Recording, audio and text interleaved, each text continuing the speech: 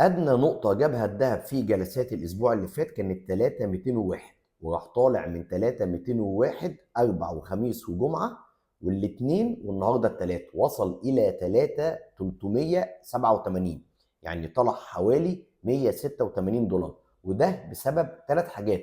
رقم واحد، ان ترامب يوم الجمعه بعد اخبار الوظائف الاقتصاديه او بعد بيانات الوظائف طلع قال ان جيروم باول عليه ان هو يخفض الفايده.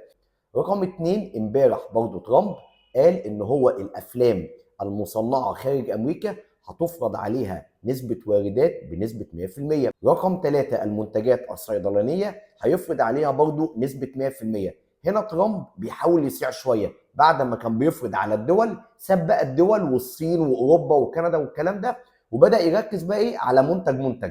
الثلاث اسباب دول ادوا الى زياده الأونصة 186 دولار. طب ايه التوقع الفتره اللي جايه؟ عندنا منطقه مقاومه رئيسيه عند 3370 3380، لو اخترقها وارد جدا ان هو يرجع يوصل لل 3500، ولو ما نجحش في اختراقها زي الاسبوع اللي قبل اللي فات هيكمل نزول تاني لل 3300 وال 3250.